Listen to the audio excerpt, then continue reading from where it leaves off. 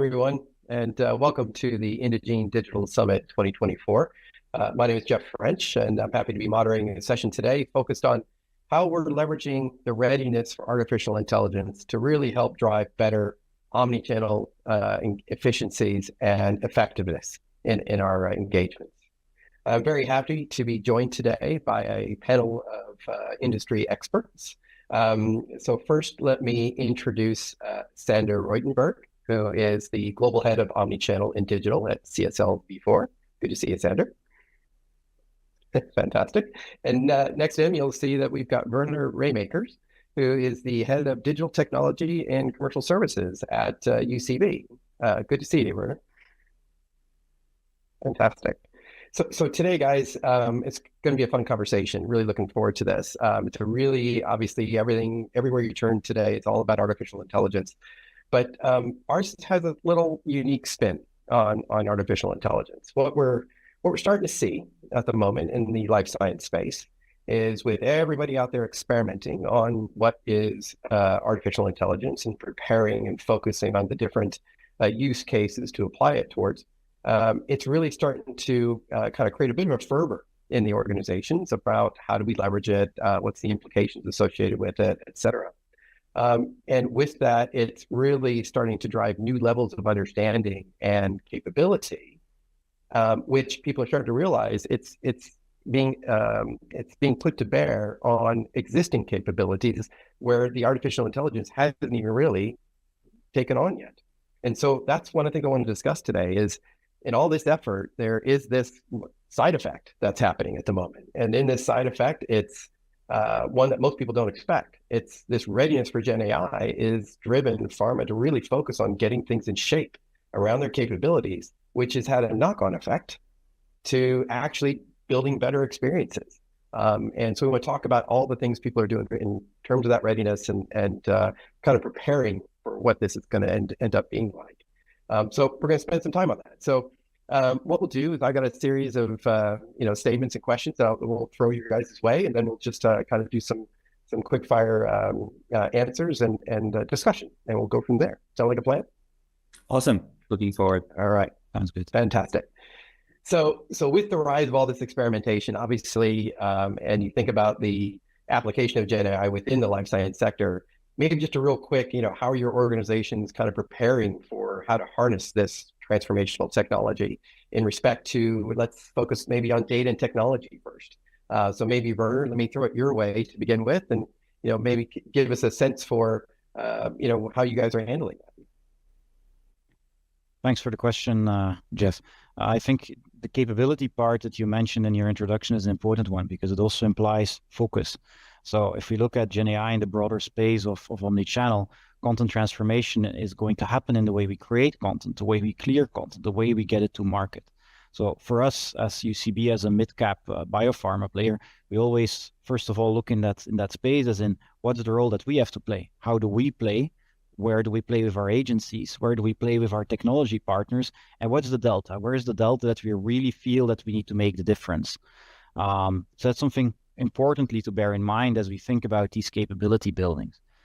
When it then comes into your question as in where are we putting our effort today to enable content modularization and Gen AI to grasp the Gen AI opportunities, we've been spending the last 2 years a lot of time on streamlining the simple taxonomies and the workflows in our systems to make sure that when we deploy these type of solutions that we are not faced with differences between France, Italy, US, etc., and that we can deploy these solutions more holistically and more centrally in the company, which makes it more viable to maintain these solutions.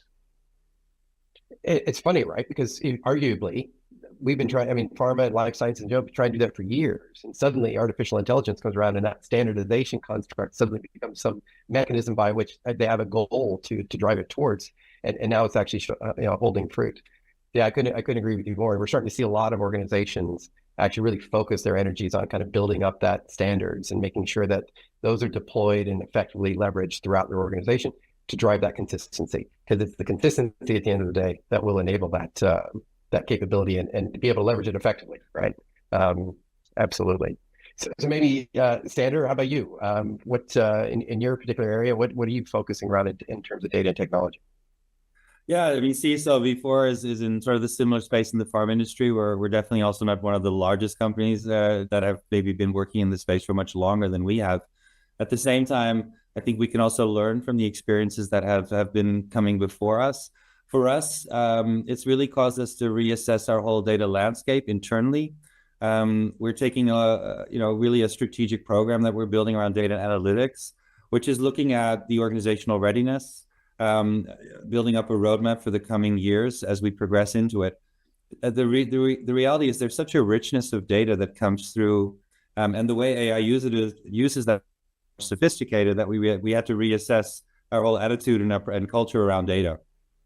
So for us, taxonomy is an important part of that, but also the change management involved. What levels of data richness are different people in the company ready for? What kind of training do we need to give them? What kind of capabilities do we need to build? Even to the point, like, do we have the right profiles in global teams, in local teams, to really handle more complex data sets? And I think that for me was a real insight. I think we definitely already had looked at data cleaning and making our data systems more aligned and more harmonized, which is something we, of course, also do with our strategic partners. But I think that organizational journey is one that's become much more at the forefront of our focus as we've moved into these AI-driven solutions. So that's been quite a shift, I would say, for us as an organization. So just maybe to fire one back at you, I mean, has it been a voyage of discovery almost, right? Because I'm assuming, like many other organizations we're seeing, as you learn a bit about what you do have, you probably start to understand a little bit about what you don't have and what you Yeah, still need to do around your data, right? Yeah, and the truth is, like, when you look at the data solutions and data sets that are out there, and obviously US has many more than we have in Europe because of the regulations and just the capabilities and abilities. But even when you look at the data sets we have now access to, it's such a different landscape. And so we had to also almost think around the discipline for ourselves, because you can go into so many directions. To pick the right starting points, let's think around dashboards.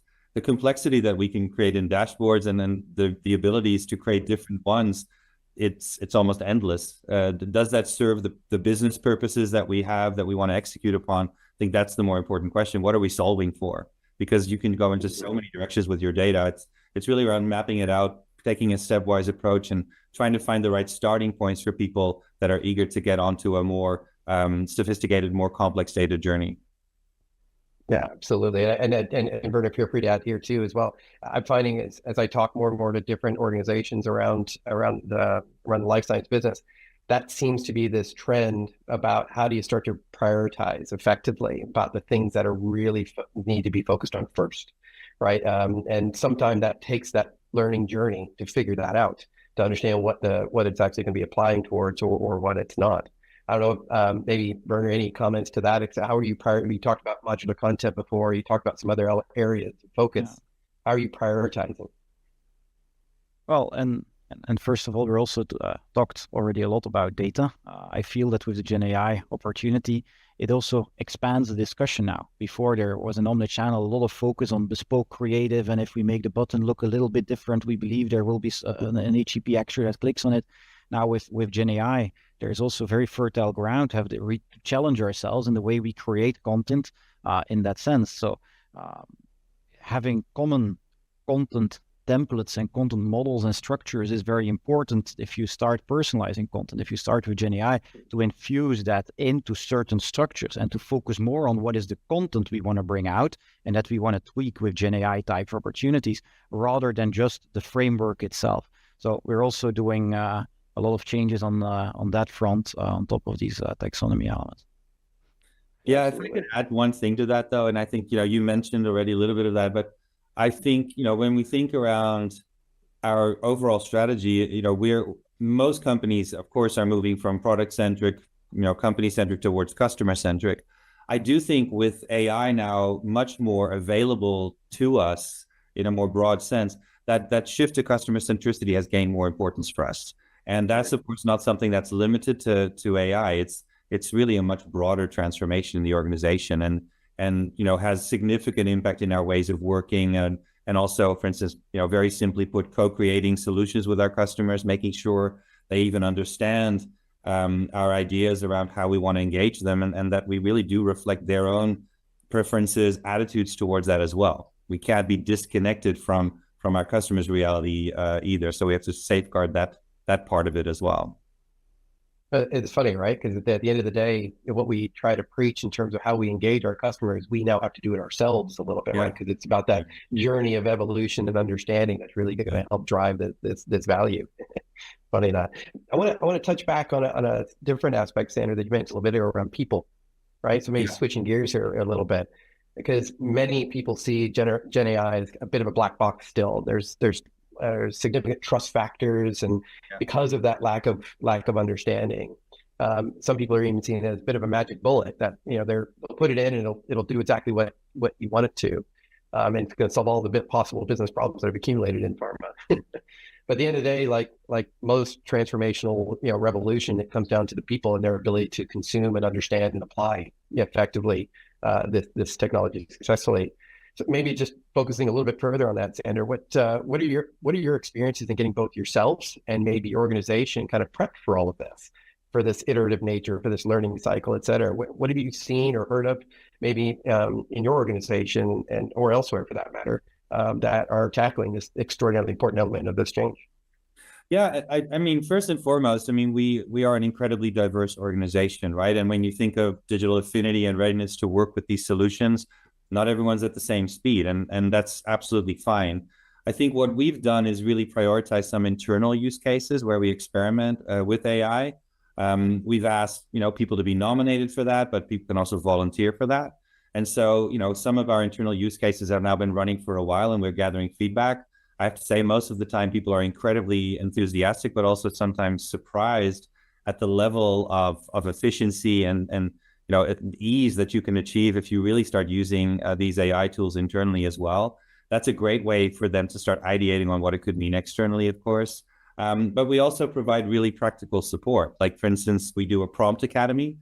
So we're teaching people very specifically, not just to start trying it out, but really also giving them support on how they can make the most of those solutions that we are trying out internally. So I think there's one thing to transfer knowledge, but there's another thing around really getting them very practical skills and empowering them to get the most out of those solutions.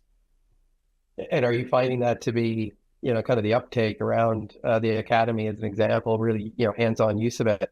Are you finding some champions? Are you finding some folks that actually are really gravitating towards this by chance? Oh yeah, absolutely. I think sometimes we need them to be more vocal, actually, and share that with the colleagues. But I obviously probe on that a little bit more than maybe most people because it's in my field of interest and it's what I work on. But yeah, more and more you see that happen, and I'm constantly reminding people to just try it out. I keep saying you'll be surprised. Try it out for a while. But finding the right prompts and finding the right ways of using AI, I think, is something people really need to learn. It doesn't necessarily come naturally. But yeah, the feedback so far has been very positive. And for me, the best thing is always when people are afraid to lose it again, right? And so we've definitely had people, also approach me to say, hey, can we make sure that we keep this and expand on it? So that's always a great sign. Oh, that's good. Fantastic. And Werner, how about yourself? What's the journey that you guys are going on, and yourself for that matter, in relation to getting up to speed on all this? Yeah. And I recognize the enthusiasm that Sander was mentioning that he sees in the organization. The enthusiasm in the industry and in marketing is really there, with the eagerness up to the most senior levels of leadership, asking for visibility. What are we doing? How are we all doing this?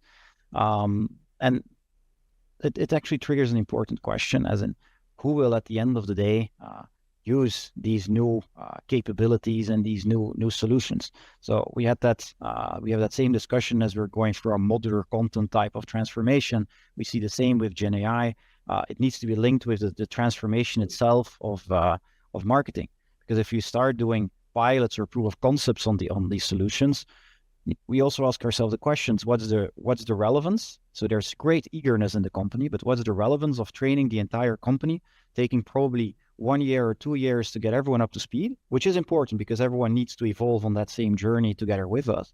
But also knowing that the technology underlyingly is evolving, where today it's very much still about do it yourself, do self-service do this prompt yourself. Personally, I have to believe that in 2 years from now, we'll see fully automated and orchestrated campaigns based on Gen AI. So then the question is it even relevant to train up the entire organization on that? And what's the the balancing act that you keep there to avoid leaving people behind and still develop the marketing capability to accompany you on that journey. So it's very interesting. For the pilots we have ongoing, for now we are more centralizing now around the idea about let's build out a more core capability of a few people who can pull the content together, that we don't need to train everyone in marketing how some of these capabilities are working with Gen AI or modular content. But it's for sure a reflection we need to always keep on top of our minds. So to that extent, Bernard, I mean, we talked at the beginning of this particular section around people and the trust factor. Are you finding that people's ability to engage in that pilot, is the trust, transparency and things like that starting to build in the organization, you think, as a result of those types of activities? It's a very interesting question, because that trust has multiple facets. So I believe that on the marketing side of the organization, the trust that technology can help and can accelerate marketing is fully there. So the eagerness, as I said. Now, there's also other factors in a pharma company, right? We also, on the flip side, we have our clearance, our medical, legal, regulatory colleagues who are trying to get their heads around, as in, how are we going to make this work? If we already have difficulty today to sometimes create content variants for different personas, and does it all need to go through clearance, which is a bottleneck for each and every one pharma company that I know of. If we now put, let's say, steroids on that, and we put Gen AI in the mix, how are we going to get that through? Also knowing that the regulatory bodies themselves have not fully evolved and embraced that change. Yeah. So I mean, how about yourself, Sandra? Any comment on the trust factor that you're seeing? Obviously, as people play, I assume it's building, but it's there. There's a couple of sides to that. I think, to Ernest's point, I mean, we don't need everyone to be a subject matter expert on this, right? And then I think a lot of what we're trying to achieve in the broader sense is sort of just a culture shift, a curiosity, this sort of a softer touch. At the same time, we're not really trying to go into this very explorative phase. We have a working group in CSL V4 is the business unit I work, CSL, the broader group. And there's a working group on AI there. And they're very clear about we're going to be very purposeful, trying out a limited set of use cases. You can nominate use cases. But what is important about that is these use cases are really not defined by the technology. They're defined by the opportunities, the problems, what is the value that we can add for the business, for our customers. And I think that's really a shift. I've worked in this area for maybe a decade now, and that's a real shift where we really put the business needs, the customer needs first, and the technology second. And I think if you had talked about this 5 years ago, myself included, we were in a very exciting explorative phase. We've reached a consolidation in certain ways. And I think that process of consolidation has given more and more people trust, in a way, because we're not naive about the negative sides that could occur. We're taking a very disciplined, structured approach to it. We're very open about that internally. We communicate about that. It's very clear to everyone how we're doing that. And it's also, I'd like to think, clear to people, we're not rushing into this space. And as I said before, but I think it's worth reminding everyone, the organizational readiness is always top of mind. I'm always looking at this across these multiple dimensions, like, what are we ready for? And Werner, you raised a good point. That's not only internally, right? It's also, what is the healthcare system ready for? And can we truly execute that vision? Or is that maybe something that, even with all the advancements in AI, that we're simply not able to fully execute? I think one of the mistakes maybe made in the past is that we were really thinking, okay, this technology, these capabilities and abilities are going to drive a broader shift. Yes, they are, but maybe not to the magnitude that we would have thought 10 years ago. And I appreciate the approach from Sander on the structured approach, and the need to have a very strong focus on that, because it's important if you want to scale to true impact for your company.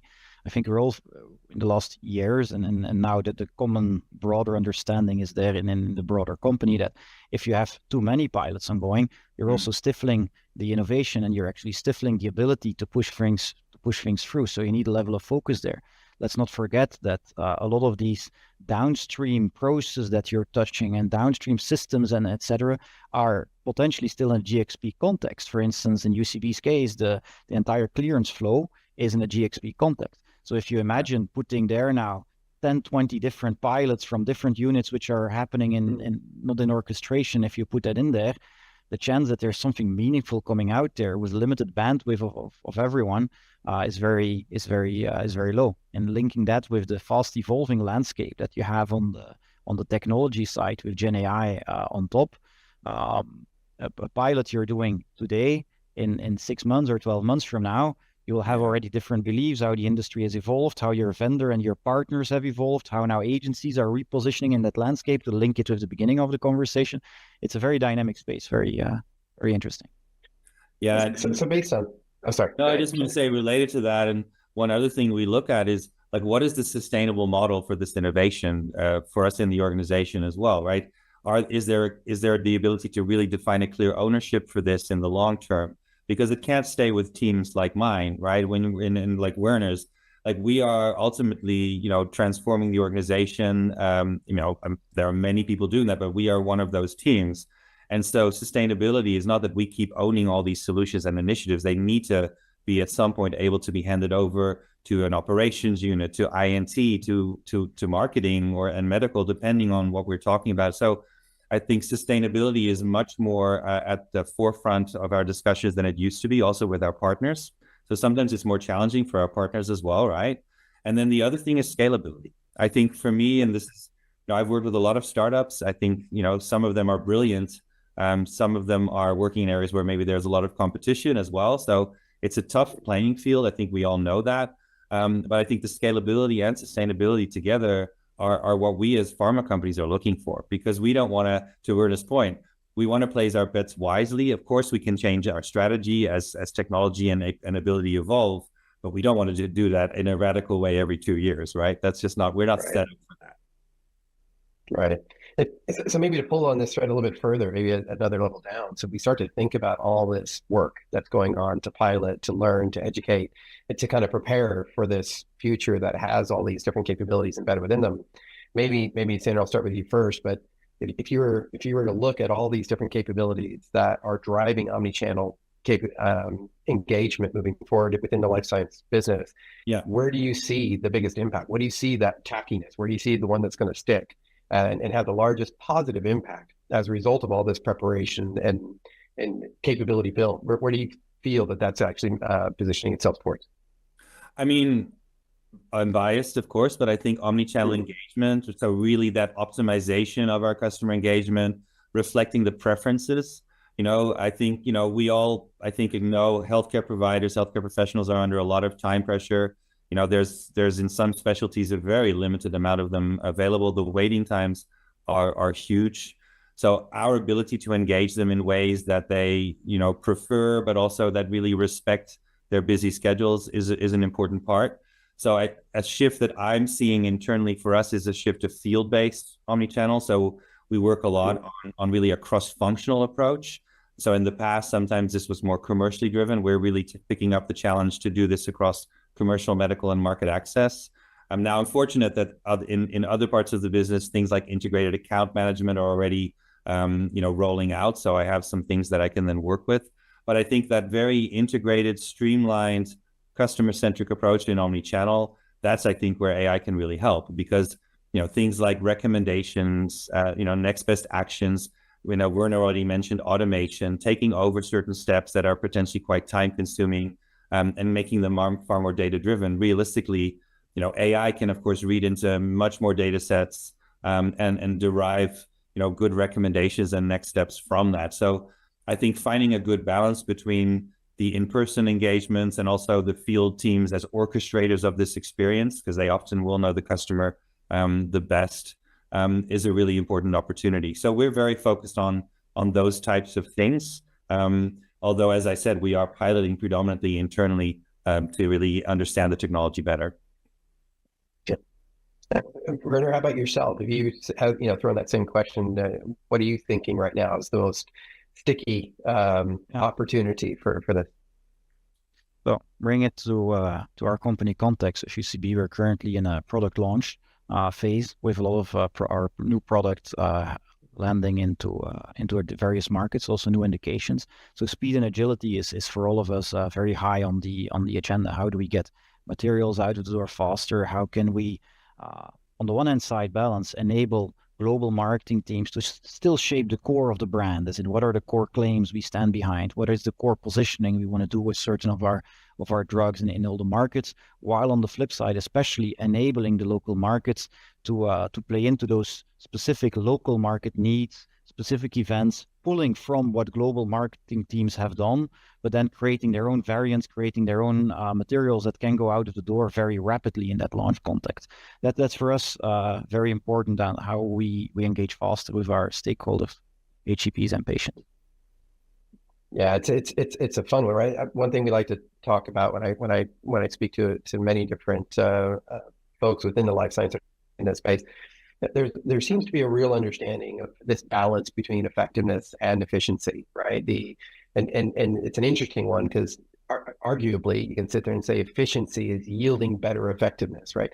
To be able to facilitate that speed and that capability is actually freeing up the opportunity to have what most people are saying, more shots on goal, right? Where we're really thinking differently about that engagement, that experience, and fine tuning, to your point earlier, Sander, the experience that people are having using the data realistically for the first time. Whereas historically, we just didn't have the mind space, or let alone the capability in some aspects, to really focus that. And I'm starting to hear a lot of that at the moment from clients. It's this technology and this capability, building that efficiency is allowing people to do their proper roles, moving forward in that customer engagement. Are you guys feeling something similar? Are you starting to see that opportunity, or are people embracing that within your organization? Yeah, I mean, so one of the things we are doing is piloting, again, still internally, but with some of our field teams. And that's exactly where that's happening. And it's so, I love seeing how, it's not necessarily the youngest, field person who is really the keenest on this technology, right? We have some great examples of people who, they've been in the field for 30 years or more, but they see the value, they've understood, what it can do for them, and they were willing to try it out. And I think, that's maybe my learning, like that, really being clear where we expect the value to be, being clear that, in a pilot, it's not going to be perfect at the start. You are part of shaping that. And, how, their feedback for us is essential. And so it's been, for me, great to see those initial experiences come through that were often surprisingly positive, I would say. At the same time, it's also been fantastic because we get really rich feedback.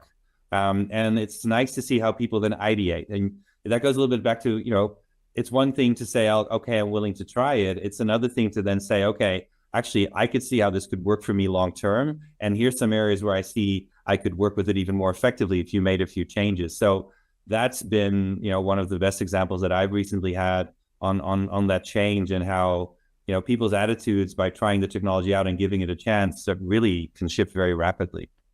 And it's important that we also shape there for ourselves, the framework about making sure we get those feedbacks that Sander is talking about. So when we are looking at pilots and where do we exactly deploy these, we're trying to find a good mix. Like when you talk about field teams, that we have a mix of the commercial sales force, but equally for medical. Yeah. How does it work for medical? When we talk about the pilot that we consider, how would such a pilot go about in the US market?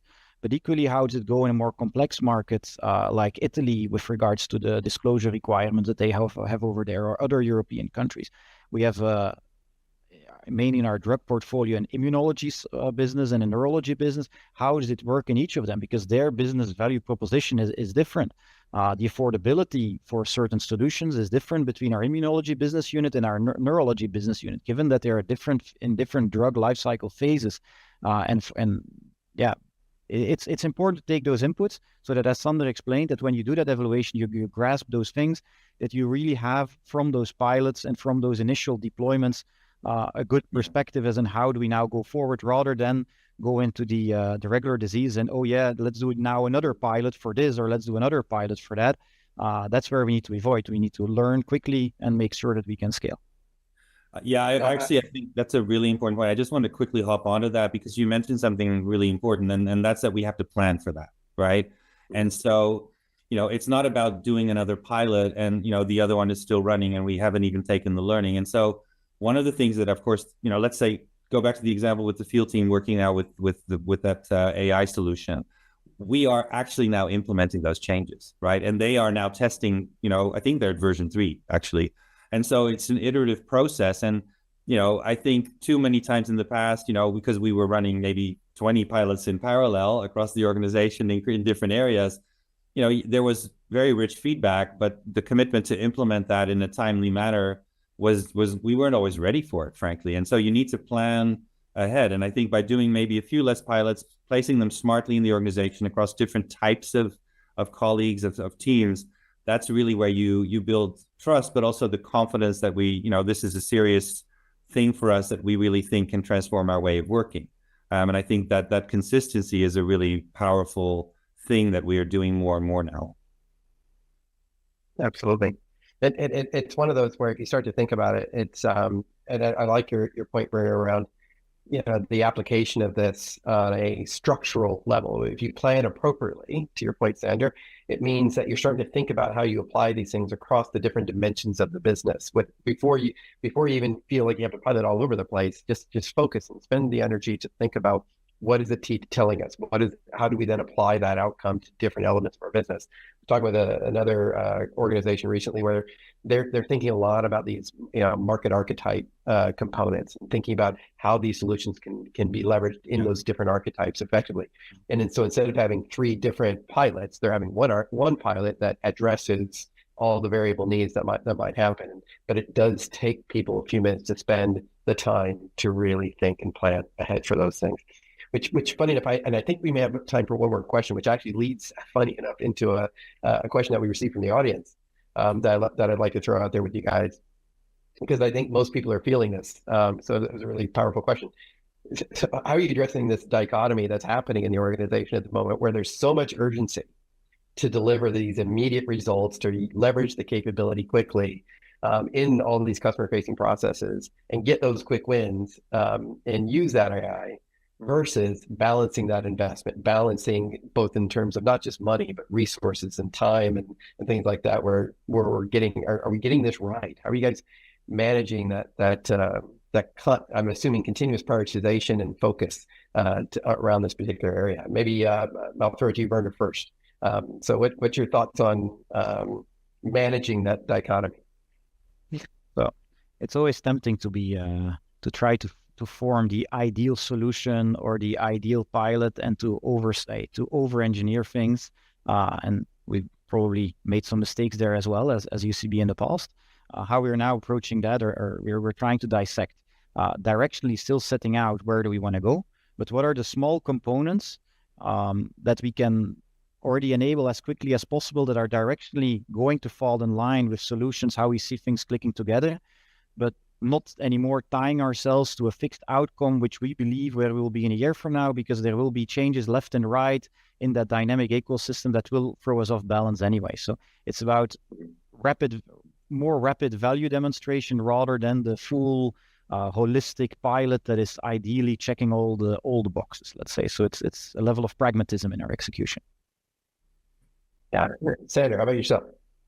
Yeah, I like the idea of the pragmatism. I think and I will say, I mean, I see a lot more patience, if I'm honest, with my senior management. I think they've also seen and how quite a lot of these pilots have not long-term led to this transformative power for organizations. So I think, a lot of them, know this from either their own experiences or from their peers. So I do think the attitude has changed a little bit. The other thing I talk a lot about applied AI. And I make that distinction from what I call explorative AI. And, because we talk about generative AI, but that's more for the geeks, I would almost say, of which I am one. But, when you talk about applied AI, people sort of can relate to that. And it goes to Werner's point. We are applying AI most of the time into solutions, approaches, ways of working that we already have. We're not trying to, ask people to make these radical shifts all at once in most cases. Of course, yes, there are some explorative pilots that we test, but in most cases, we really go for this applied approach. And so then the early value theme, becomes also easier to sort of communicate on because people can relate to it a bit more. Whereas in the past, and I'm guilty as charged, where I did these more explorative approaches, the value was just less intuitive to people. And so, yeah, I was very happy. Maybe, the people I was working with were very happy, but the broader organization felt it difficult to relate to. So I think trying to find those areas is really helpful. And I feel that applied AI is a nice concept if we tie that with your earlier discussion about the people transformation, because at the end of the day, people transformation and change, that also requires time. So there's that level of going back to that pragmatism of that you need for that applied AI to make sure that it sticks in your organization, that you can get to the value and that you don't have a disjoint there between the people and the change aspect. Yeah. Fantastic. Yeah. No, I agree. And I think it's one of those where if we start to, one of the concepts I'm talking with a lot of folks about is as we think about how to apply this in a state where people are making bets, right, about a future with, kind of big bets type activities versus the activities that need to be done just to transform the business to enable those bets for longer term versus some of the baseline activities that are required to support it. And that those three dimensions where people are starting to really kind of grasp and take hold about how to apply it. Funny enough, what I was just talking to somebody recently made a really interesting analogy. If you hark back to the cloud, right, or even before that, when you look at ERP system implementations and how it transformed businesses in their entirety and it took people a little while to get comfortable with the constructs, right, about, hey, this is now centralized, it's now standardized, there's better consistency, better understanding of information. But once that started to take hold, people started to realize, okay, I got this. This is something that's enabling a better outcome, both for my business and or for myself. And then all of a sudden it became almost a profession, right? Yeah. Where people started focusing their energy and their competency, and they became a career for a lot of people, to really drive that next generation. And I do feel this is going to be something very similar, right? When we start to really apply the opportunity, embed the opportunity, and then iterate and optimize as you stated. So I definitely think there's an opportunity. I'm being told we have time for possibly one more question. So maybe what we can do is kind of revert back a little bit to think about kind of the data factor that we talked about at the very beginning, and all this readiness, and we think about all this great stuff that's actually come about. We start to think about the consistency and that clarity of data and what it's actually driving into this new world where a system or a capability is actually augmenting our decision-making authority. So if you think about this expectation that the ability to leverage insight moving forward, it's no longer a thing we do once a year, like in brand planning or things like that. It's now something, I always said it's not just for Christmas anymore, right? The reality is now you can do it real time, right? You can get that understanding, you can leverage that opportunity real time. Maybe comment on how people are leveraging this real time effect, right? What's that phenomenon that's happening internally? And are there any parallels you can draw from your experiences about how that's enabling a different way of thinking about pace, about making change and optimization to our last discussion?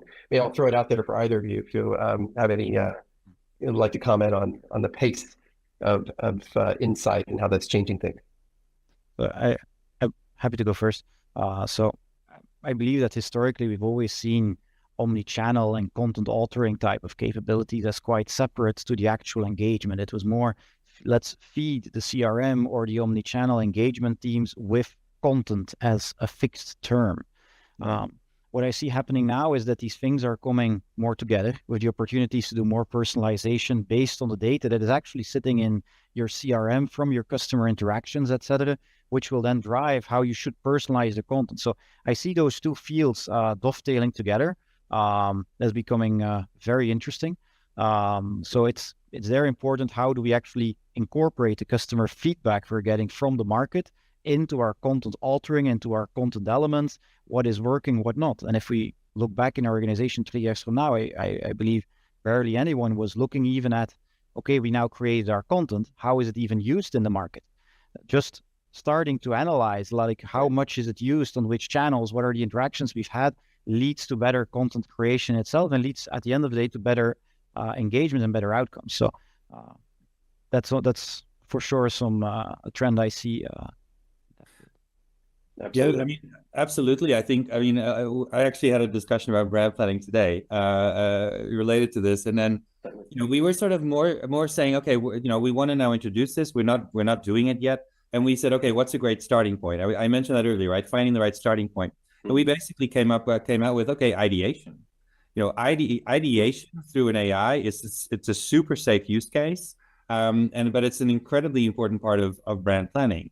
But as I was sort of listening to your intro, because I was thinking of this example, but it also made me realize like we also have to sort of get people to give things up. People love ideation, right? Like I love writing things, but I use AI quite a lot for me to optimize my writing or even to just get me started on sort of certain things. It's saving me insane amount of time, but I have to give up the fact that I love writing. And so that's, I think, an interesting one, because if you talk about acceleration, I think acknowledging these type of trade-offs is really going to help us to accelerate this journey in our companies, because I think having that dialogue and helping people understand, okay, you may have to give certain things up, but you get these other things back for it. I think it's a really important part of it. I think insights is a great starting point. So translating data to actionable insights, as I would call it, that's an important piece. We do need to obviously help them analyze themselves as well. So that, it's as we all know, what comes out of the AI does need to be carefully reviewed. We have to go back to the sources, and so that, you can't blindly trust it. So I think that's clear to all of us. But I then also, for me, it's one thing to gather the insights, and the data can do, so many things for us. What elements of that are we really willing to prioritize, right? Because the AI, when you ask an AI to ideate, it's going to come out with a lot of stuff. So then sifting through that becomes the new skill set, right? Absolutely. You got to be prepared for the output. Yeah. And what are the various levels of trust that you put in that data? So you can say, this is my core message library or the key marketing messages that my marketing unit really supports. And typically we spend a lot of time on that. But now with Gen AI and those pilots, how do you actually consume that as a trustworthy source and enrich that with other elements and create content variants? And perhaps they're apart from your core claims library there, you can also fall back on what are other materials that were used in other markets to say high fidelity wise, we are actually okay with this material versus another material, but there will always be different layers. And what are your core claims? What are other materials from other markets? They have different regulatory conditions. So needs additional caution, but how do you pull it together? I will say, I think that curve is going steeper up, right? I think when you talk about pace and acceleration, I think we're at quite a special time in the industry where the solutions, the AI, also our partners, we're reaching this level of maturity that everything that's coming out of the technology world is much more fit for purpose than it used to be. I think, the healthcare environment, the regulatory environment is definitely still holding us back, but I do see this pace increasing. So I'm very hopeful for the next couple of years for us as an industry and also for CSL as a company, that this is going to be not only a rewarding journey, but one that's going to go faster and faster for us.